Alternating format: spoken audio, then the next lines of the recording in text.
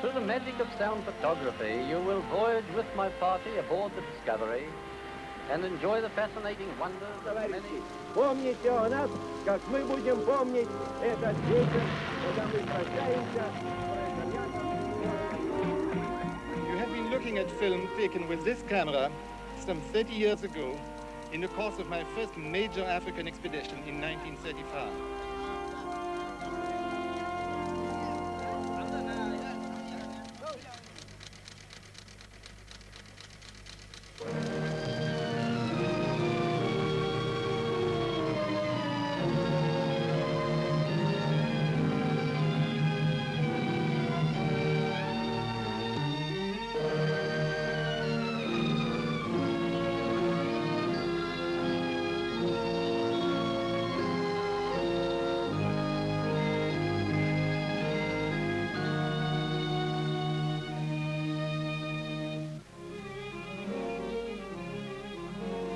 From the Punjab, we travel across the country through Jaipur to mighty Baroda, and thence north through Jodhpur on the edge of the Rajputana to Bikaner, in the heart of the vast Indian desert. We return to the Great North Road at Agra and follow it through sacred Benares to Calcutta. Then a side trip through the dense jungles of Assam for shooting. Returning to Benares, we strike off southwest across the central provinces to the greatest of the Indian states, Hyderabad, and continue southward through the Madras Presidency to Madura, India's largest city in the south. After a round trip to Ceylon, we return to the mainland and complete the final lap of our journey through Mysore to Bombay. Our expedition streams into the famed Khyber Pass. Over this same trail, the Moslem conquerors entered Hindustan, the golden lure of Asia that drew so many plunderers to its jeweled breast. The frontier country is still wild, still a land of adventure. We pass an Afridi village, a mountain stronghold of fierce tribesmen. Block houses crown the hills, frowning down on troublemakers. At the top of the pass, a warning notice indicates that it isn't safe to travel this defile at night. An illustrated sign shows one road for camels and one for cars, so that modern transport will not be held up by the slow-moving animal caravans.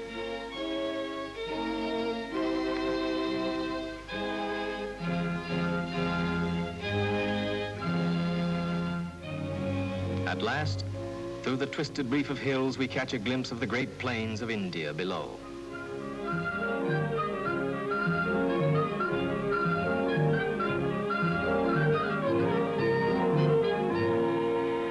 The complicated machinery of the big land yacht seems to be holding up under the face.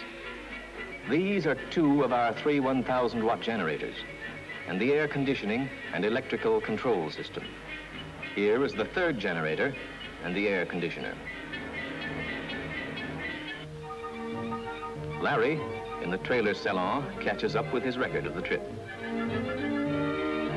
A phone connects the salon with the driver's cab, while there a wireless phone makes communication with other safari units possible.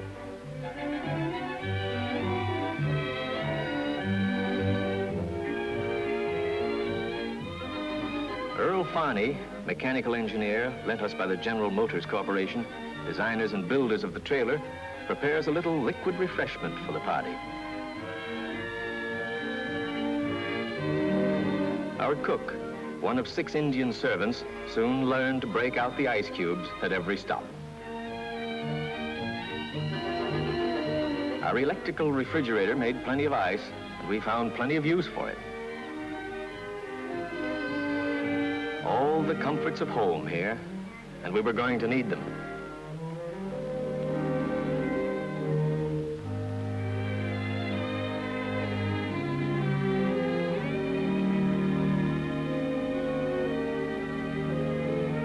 We sneaked up on Peggy in her shower, just to show what it looked like in operation. We might travel among the great unwashed, but we need not be one of them. princely state of Patiala in the Punjab, where we are guests at a polo game. Distinguished spectators are present, for His Highness the Maharaja himself is playing, beautifully mounted on a white horse. And between chukkers, the field is smoothed down with a ponderous roller drawn by that great servant of India, the elephant.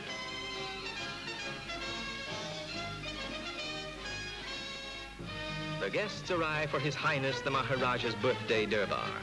Durbar being the term used to denote any sort of public celebration. His Highness, preceded and followed by his officers and retainers, is a striking young man, 6 feet 4 inches tall. He wears orange, Patiala's official color. He has only recently ascended the throne. The old Maharaja died in 1938, just a year before these scenes were taken. The ceremony consists chiefly of the Maharaja being presented with silver rupees as symbolic offerings. The Maharaja is bedecked with the famed and fabulous Patiala diamonds. They have seldom been photographed before.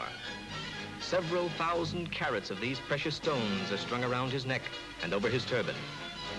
It would be almost impossible to estimate the size of the fortune they represent, to say nothing of the enormous emerald in his belt.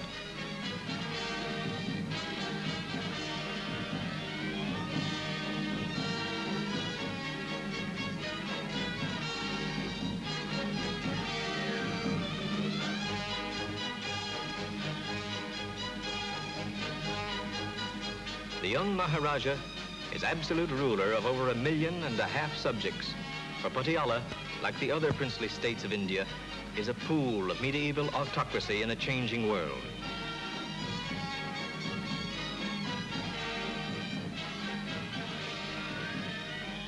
Some moments of our trip may slip from memory, but we will not soon forget the stalwart Prince of Patiala and his incredible diamonds. Our next stop was the Rajput state of Jaipur, and we parked our equipment in front of the palace.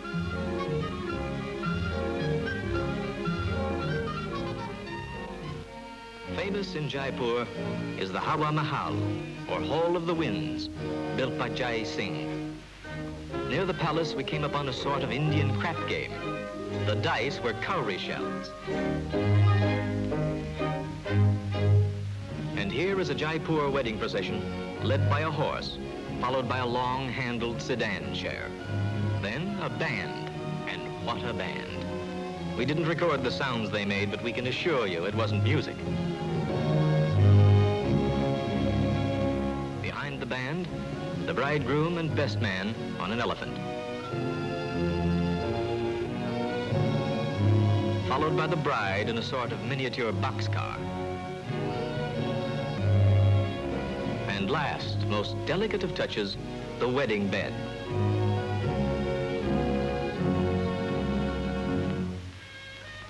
Our elephants arrived to take us up to the palace and fort of Amber. Amber was the capital of the old state before the days of Jai Singh. The ancient fort was captured by the Rajputs in 1037 and held by them until it was deserted. We discovered that riding an elephant side saddle was hard work, particularly when trying to hold on to various pieces of camera equipment.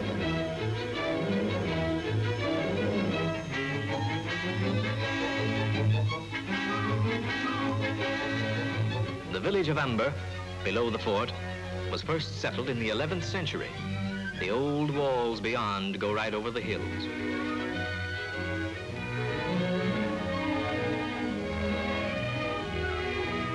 In a garden on the palace grounds, Peggy and Larry had a chat with His Highness the Maharaja of Jaipur, rated one of the best polo players in the world.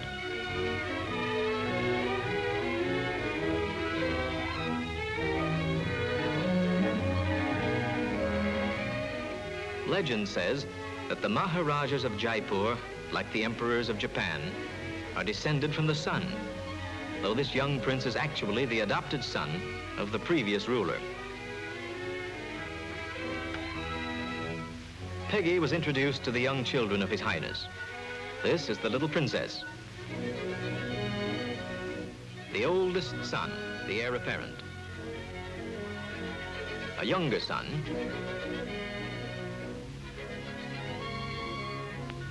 And the baby prince.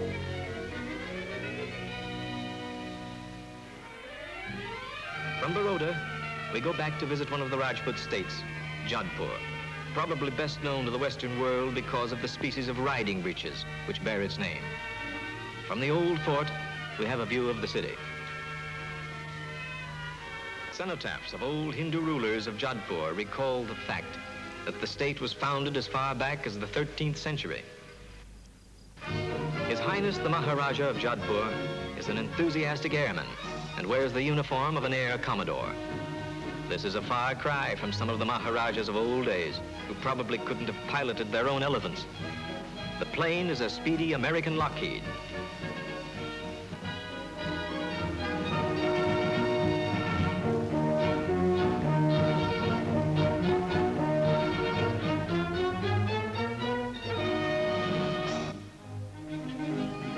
Pig sticking is practically the national sport of Jodhpur and has been for a good many years.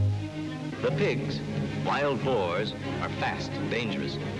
Their tushes can inflict savage wounds. Many horses have been slashed, and more than one hunter has been killed at this sport.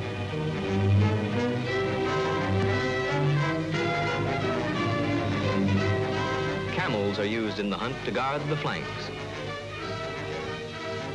The boar is cornered in a thorn bush, and a car crashes in to drive him out.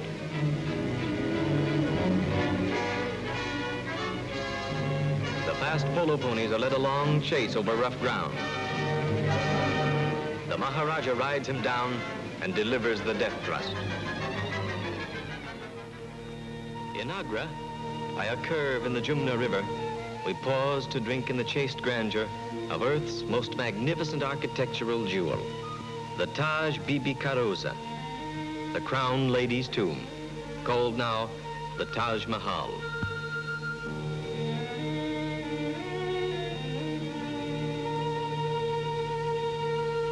In 1629, the Emperor Shah Jahan's chosen of the palace, his beloved wife, Mumtaz Mahal, died in childbirth, and the great Mughal's grief inspired him to enrich the world with this pure white marble tomb.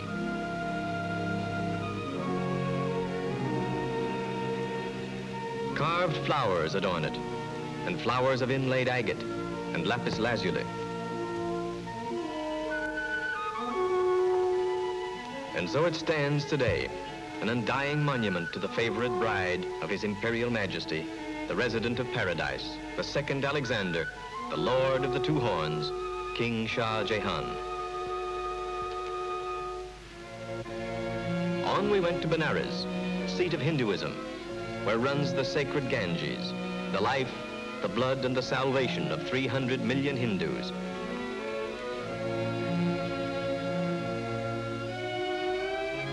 The soul of the Hindu whose body is burned beside the holy river goes straight to eternal bliss. So the family brings the remains down to the burning ghats, where a pyre of wood is built. Fakirs range the banks of the Ganges, holy fanatics of Hinduism, torturing themselves in life to avoid the terrors beyond death, holding holy poses until their joints freeze, staring at the sun till blindness comes. Life is a terrible, excruciating preparation for death until even pain is gone and the days grow limpid and blank. The only link with the world, a jar to receive alms. It was in Benares that we saw one of India's fantastic tales come to life. A fakir chewed and swallowed glass.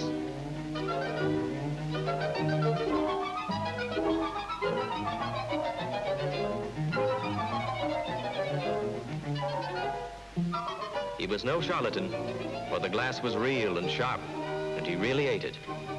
What sort of inhuman inner mechanism enabled him to do this, we could not guess. At last, a man who has solved the problem of how to dispose of old razor blades.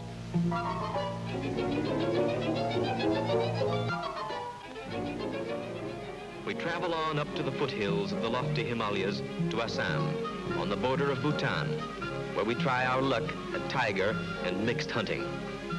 We pitched our camp beside a dry riverbed.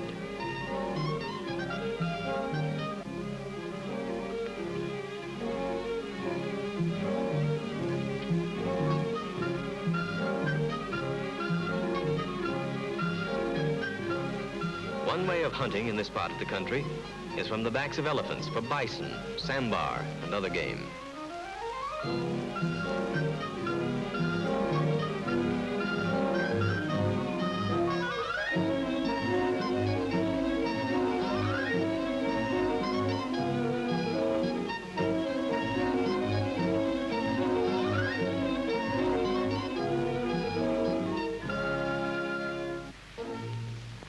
The great beast looks awkward, but actually he treads as carefully as a cat, keeping an eye out for any overhanging branches that might disturb his passengers. And he need not bother to go around anything in his path. The elephant's strength is prodigious, and if we ever had any doubt of it, this demonstration would convince us.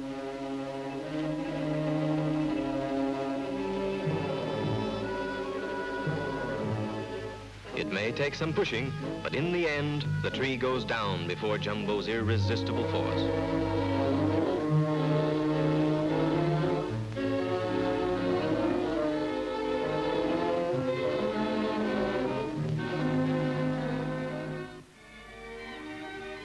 We failed to bag any game on this trip, but we were consoled with a cup of tea, and it had a special significance, for Assam is a famous tea country.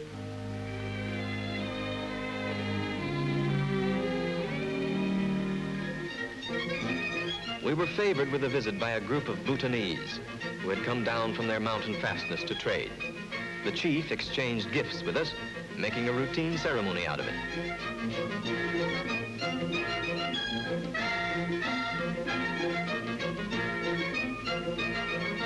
The Bhutanese are Mongolians and akin to the people of Tibet. Their country was once a part of China and is ruled by a prince with the picturesque name of Jigme Wangchuck. The British have a slight control over Bhutan and pay the state a small subsidy. A stolid-appearing gang, this, accompanied by a Tibetan Lama who wears a gold lacquer hat.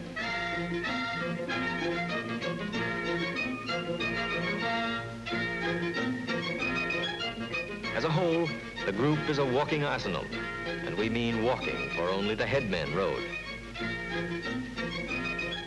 One of the boys grudgingly displayed his Chinese sword. Hardy gentlemen, for the going hereabouts is tough. When they thought they had shown off enough, they departed. We breathed a sigh of relief, for we'd been uneasy in the presence of so much armament. This is a familiar landmark to stamp collectors. The Charminar Arch in Hyderabad city appears on many stamps of the state of Hyderabad, which was our next port of call far to the south. His Exalted Highness, the Nizam of Hyderabad, is the premier Indian prince and unquestionably the richest man in the world. But he has devoted his great wealth to improving the condition of his subjects. In the famous Cottage Industries project, he assists his people to become self-supporting by a decentralization of manufacturing. Instead of great factories, the Nizam promotes home industry and maintains a sales organization to dispose of the products.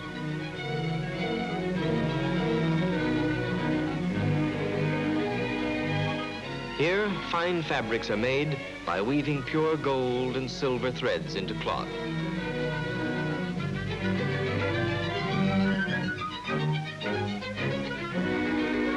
Boys embroider saris, the principal garment of the Hindu women. And these young chaps are experts, as an examination of their handiwork will show.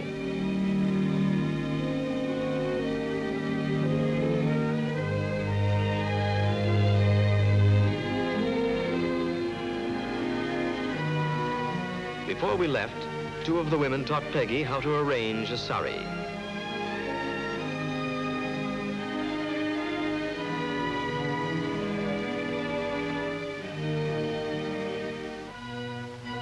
Near Hyderabad city is the almost legendary Golconda Fortress. It was from mines near here that the world got its first diamonds. Northeast of the fort stand the tombs of the Kutab Shahi kings, who ruled here 300 years ago.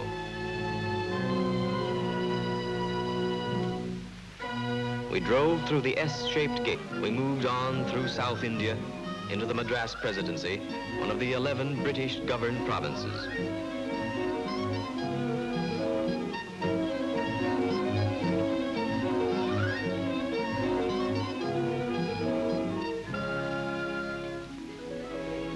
We came upon a novel type of well, found only in this particular district.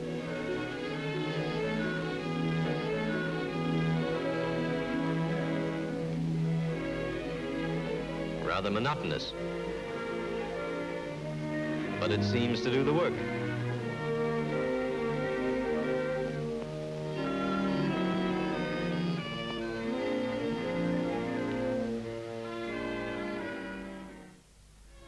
In the heart of the Rajputana, Bikaner, one of the great principalities in India.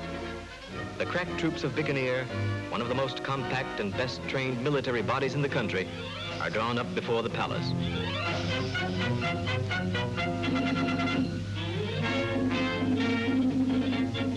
We have arrived here for the Tikka ceremony, in which the son of the heir apparent of Bikaner was betrothed to an Indian princess. This event took place on January 1940. Larry, in a cutaway, mans a camera, which is trained on one of the most elaborate spectacles of modern times.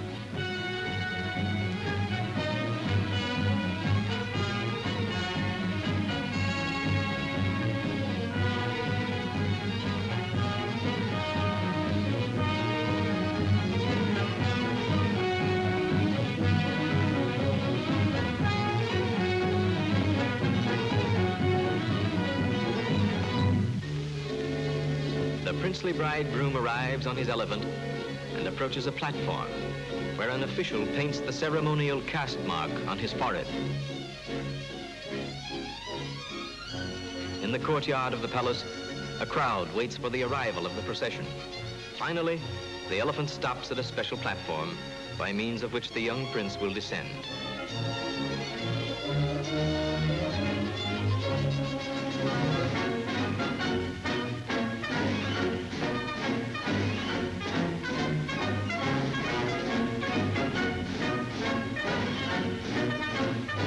His Highness of Bikaner greets his future grandson-in-law. According to legend, there is a curse on the house of Udaipur, and no oldest son, with the exception of this boy's father, has ever inherited the throne. And perhaps the curse is still in effect, for though he is an heir apparent who came to power, the Maharana of Udaipur is an invalid. His son, the center of all attention, is carried off to the temple on a solid silver palanquin. Let's look at some of the wedding gifts, the larger ones. Camels with women's saddles. And think of the work involved in clipping their hair into geometrical designs like this.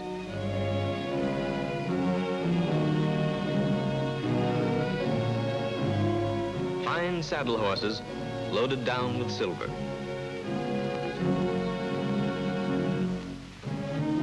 Then a team of carriage horses and a carriage of solid silver.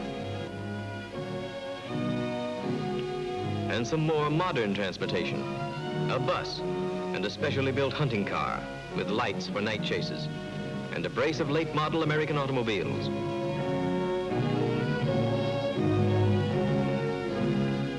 One door of the limousine carries the Bikaner crest. On the other is blazoned the arms of Udaipur.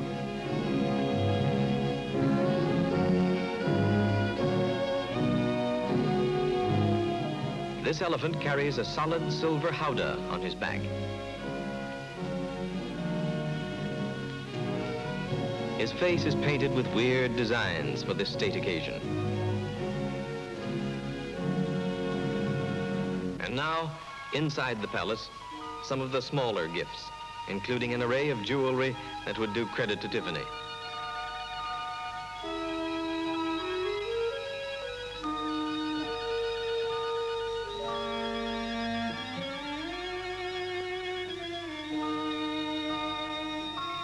On the 14th and last night of the festivities, His Highness gave a state banquet to 300 guests.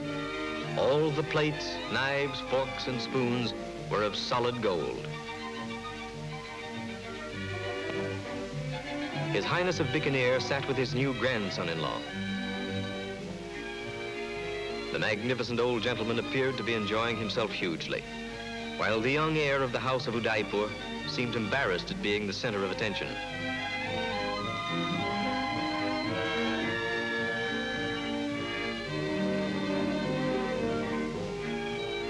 Peggy, seated on the right of Bikaner's heir apparent, was quite taken by the charming young Maharaja of Mudol.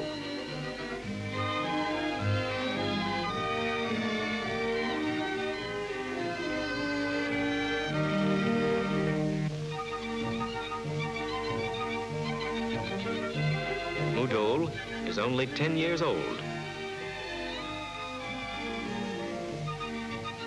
Here is a prince we just visited, His Highness of Jaipur.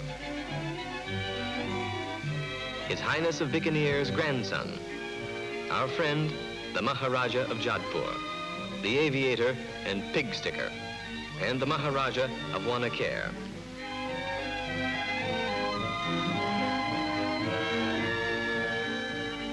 In all this great company, there were only 3 women, including Peggy.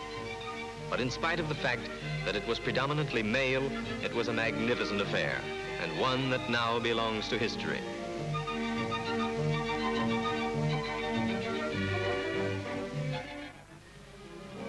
Finally, on the waterfront at Bombay, where once goods bound over Middle Asia to the Assyrian, Persian, and Roman empires began their long journey, we ended ours. Few had so faithfully followed the silk and spice route across the breadth of the East to its many endings in the great peninsula of India. We had completed our longest trek, back over one of the most historic trails on Earth.